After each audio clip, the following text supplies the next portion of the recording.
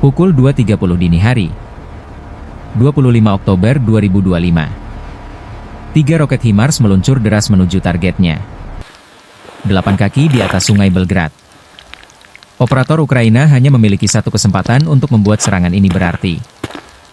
Jika meleset beberapa kaki dari gerbang kontrol, benteng pertahanan Rusia senilai $100 juta akan tetap utuh. Dan seluruh misi akan gagal. Namun jika roket menghantam dinding bendungan utama yang hanya berjarak beberapa meter, ia akan memicu banjir dahsyat yang akan menghapus kota Bobchansk di Ukraina dari peta. Marin kesalahannya sangat tipis. Hanya dalam hitungan inci. Waktu dari peluncuran hingga tumbukan adalah 47 detik. Namun, penerbangan 47 detik ini adalah puncak dari pertarungan presisi selama 90 menit melawan hukum fisika dan radar Rusia. Semuanya dimulai di sebuah lapangan berlumpur 50 mil dari perbatasan. Sebuah truk M142 HIMARS seberat 16 ton bermanuver ke posisi tembak yang telah diperhitungkan. Di bawah kegelapan malam. Ini bukan sekadar serangan. Ini adalah sebuah pertaruhan. Pihak Rusia telah menjadi sangat efisien dalam memburu peluncur-peluncur ini. Ukraina telah kehilangan 4 diantaranya pada tahun 2025. Akibat kombinasi rudal Iskander dan drone Lancet. Bagi Rusia, jejak panas khas dari peluncuran HIMARS adalah sinyal yang jelas untuk melakukan serangan balasan. Oleh karena itu, misi ini tampak mustahil. Menempatkan aset bernilai tinggi dalam jangkauan salah satu pos komando Rusia yang paling dijaga ketat. Lalu menembak dan menghilang sebelum badai tembakan balasan dapat melenyapkannya. Namun, tujuan misi ini bukan untuk menghancurkan target. Ini adalah langkah pembuka dalam jenis peperangan baru, perangkap banjir ganda yang dinamis. Sebuah strategi yang dirancang bukan untuk melenyapkan benteng pertahanan, tetapi untuk mengubahnya menjadi sebuah pulau. Mengisolasi semua pasukan Rusia di dalamnya. Para prajurit di dalam benteng memindai langit, mencari ancaman yang biasa mereka hadapi. Mereka tidak pernah berpikir untuk melihat air yang mulai naik di kaki mereka. Pukul 2.30 detik. Di darat, 80 prajurit infanteri Rusia mendengar suara terlebih dahulu. Gemuruh rendah yang seolah datang dari segala arah. Kepanikan seketika menyebar. Lampu sorot pada 3 kendaraan tempur BMP-3 menyala. Sinarnya menyebar di tengah kabut tebal dengan kelembapan 90%. Tidak menerangi apapun kecuali uap yang berputar. Lalu tembakan dimulai. Hujan peluru 62 mm meletus dari 80 senapan AK-47. Masing-masing menembak dengan kecepatan 600 peluru per menit. Peluru penjejak berwarna merah membelah kabut. Mencari target yang hanya bisa mereka dengar. Seorang prajurit menembakkan RPG-7 ke arah sungai yang gelap. Ledakannya menyemburkan air, namun tidak menghasilkan apa-apa. Mereka menembak ke arah yang tidak terlihat. Masalahnya bukan pada senapan mereka, tetapi pada mata mereka. Pada malam yang cerah, mata manusia dapat melihat drone kecil dari jarak 650 kaki. Namun malam itu, kombinasi kabut tebal dan lapisan daun basah setebal 6 inci di tepi sungai mengurangi jarak pandang efektif hingga kurang dari 100 kaki. Respons mereka lebih mirip respons panik tanpa arah yang jelas. 8 kaki di atas kekacauan itu. 3 roket HIMARS sama sekali tidak terpengaruh. Sistem pemandunya kebal terhadap kepanikan di bawah. Terus melaju melewati tembakan-tembakan dengan kecepatan 300 mil per jam. Pukul 2.30 detik. Roket-roket itu menghantam sasaran. Tidak ada satu bola api besar. Yang ada adalah 3 ledakan tajam saat 600 pon bahan peledak PBXN-110 meledak dengan presisi bedah. 2 roket pertama menghantam gedung kontrol pintu air. Beton menguap. Baja penyangga melengkung dan bengkok. Roket ketiga meretakkan rumah katup, menciptakan kebocoran selebar 3 kaki yang dengan cepat membesar. Efek langsungnya nyaris tanpa suara. Lapisan air sungai yang gelap dan dingin mulai merembes, lalu mengalir deras dengan kecepatan yang tidak wajar. Dalam 1 menit, Ketinggian air mencapai 1,6 kaki. Parit-parit pertahanan Rusia yang dibangun rendah untuk perlindungan berubah menjadi perangkap mematikan. Air membanjiri parit, merendam amunisi, merusak radio, dan terus naik melewati sepatu bot para prajurit. Kepanikan berubah menjadi teror. Para prajurit infanteri meninggalkan posisi mereka, berebut keluar dari lubang yang tergenang air menuju tempat yang lebih tinggi. Tempat kendaraan pertahanan udara diparkir. Dalam kepanikan tersebut, mereka melakukan persis seperti yang diperkirakan oleh perencana Ukraina. Mereka berlari langsung ke arah lapisan pertahanan berikutnya, tanpa sadar menerangi jalur bagi gelombang serangan yang sesungguhnya. Pos-pos senapan dan sistem pansir S1 yang tersembunyi kini tidak lagi tersembunyi. Serangan HIMARS yang sukses hanyalah pembuka. Di lokasi peluncuran, waktu sudah berjalan. 3 tabung kosong peluncur HIMARS menyala pada suhu 800 derajat Fahrenheit. Sebuah suara energi inframerah yang memancarkan lokasinya ke setiap satelit dan radar kontrabaterai Rusia. Kru tidak menunggu. Sebuah sistem bertekanan tinggi menyemprotkan air ke tabung, menciptakan desisan uap saat logam mendingin. Mereka tidak menunggu selama 3 menit sesuai prosedur standar. Waktu yang mereka miliki hanyalah 90 detik. Truk seberat 35,000 pon itu melaju kencang menerobos lumpur, menuju tempat persembunyian yang telah direncanakan sejauh 5 mil di bawah kanopi pohon yang lebat. Tepat saat HIMARS menghilang di bawah pepohonan, sebuah rudal balistik Iskander M milik Rusia menghantam posisi tembak. Rudal itu mengubah lapangan berlumpur menjadi kawah hangus. Serangan yang sempurna pada target yang sudah tidak ada di sana. Pihak Ukraina baru saja memenangkan perlombaan yang bahkan tidak disadari oleh Rusia. Kembali ke bendungan. Air yang naik kini menjadi senjata utama. Dan target pertama dari senjata baru ini bukanlah tentara, melainkan perangkat elektronik. 10 mil dari sana, kru sistem peperangan elektronik Rasuha 4 bergegas merespons. Misi utama mereka adalah mengganggu frekuensi komando dan kontrol dari serangan lanjutan yang pasti akan datang. Pihak Rusia meyakini bahwa 3 rudal itu hanyalah permulaan. Sistem Krasuha 4 menyala, memompakan gelombang energi elektromagnetik ke seluruh medan perang. Bagi 25 operator FPV Ukraina yang berada 10 mil jauhnya, layar mereka seketika menjadi buta. Semua layar berubah menjadi gangguan statis secara bersamaan. Koneksi terputus. Tautan kontrol hilang. 25 drone FPV, masing-masing membawa hulu ledak seberat 4 pon, kini terbang buta di dalam dinding gangguan elektronik Rusia. Ini adalah momen di mana sebagian besar serangan drone gagal. Krasuha adalah sistem yang dirancang untuk melumpuhkan elektronik satelit di orbit rendah. Namun, 2 faktor kini menguntungkan Ukraina. Yang pertama adalah fisika. Kabut dan kelembapan yang sama yang menghalangi pandangan tentara Rusia kini menurunkan kekuatan sinyal Krasuha. Faktor kedua jauh lebih canggih. Saat tautan radio terputus, drone-drone itu tidak jatuh dari langit. Mereka justru aktif. Kecerdasan buatan di dalamnya beralih dari mode kendali jarak jauh ke mode otonom. Mereka tidak lagi mendengarkan pilot.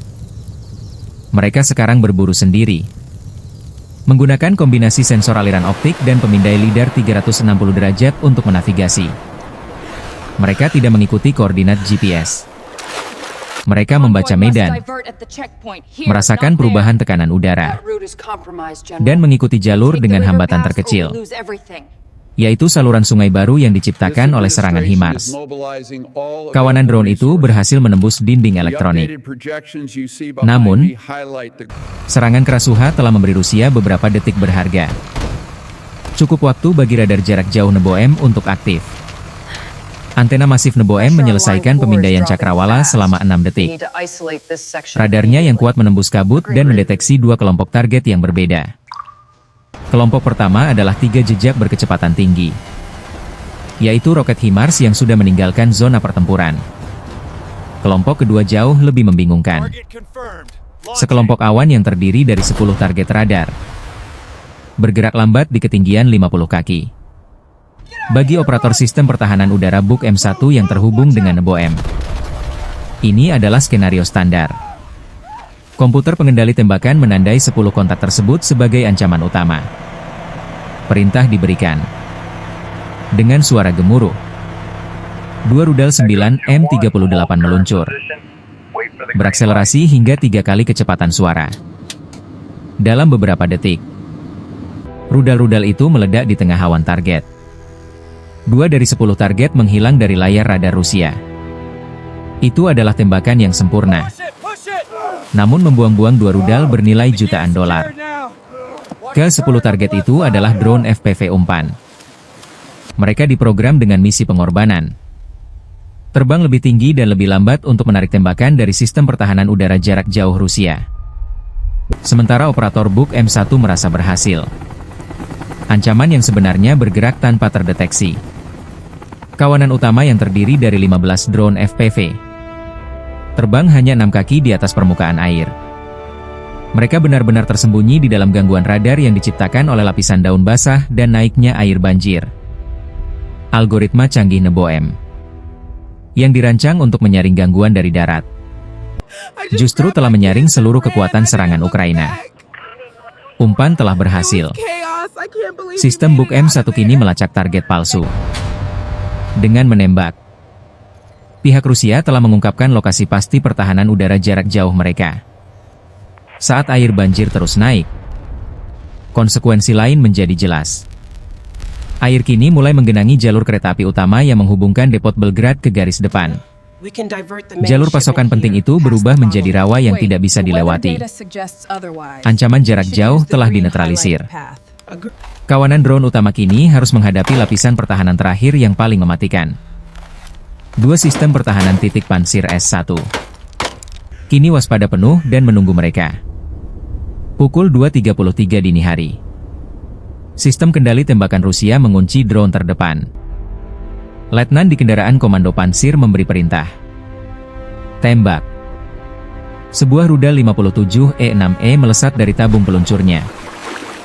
Berakselerasi hingga 300 mil per jam.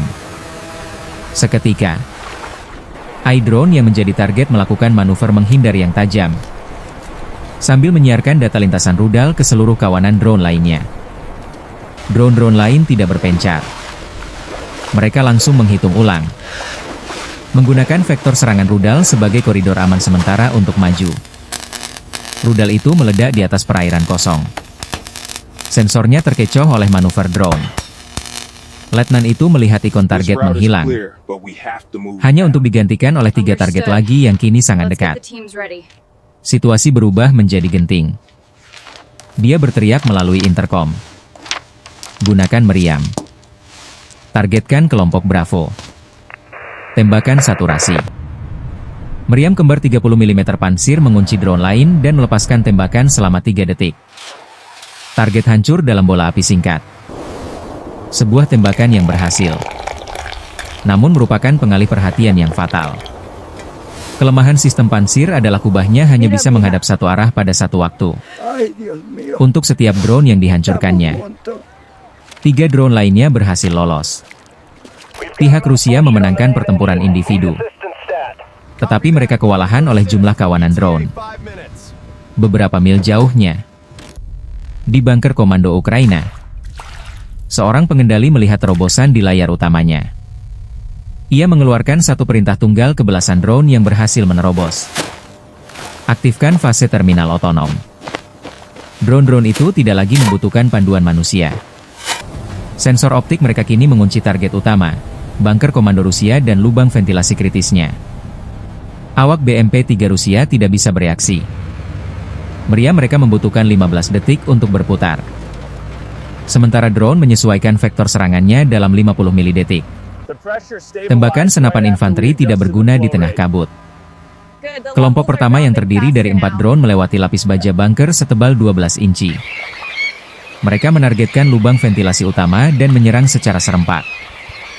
Pukul 2.35 dini hari. Hulu ledak Shaped Charge mereka meledak. menciptakan jet tembaga cair yang melesat dengan kecepatan 7,000 meter per detik, memotong baja setebal 12 inci. Sebelum gelombang kejut awal menghilang, 8 drone yang tersisa melakukan serangan utama. Mereka menabrak fondasi beton yang terbuka dalam rentang waktu 3 detik yang terkoordinasi sempurna. Ledakan yang tumpang tindih menghasilkan peristiwa tekanan berlebih yang dahsyat. Bunker yang dirancang untuk menahan satu benturan besar dari atas mulai runtuh akibat kekuatan ledakan ganda dari dalam dan bawah.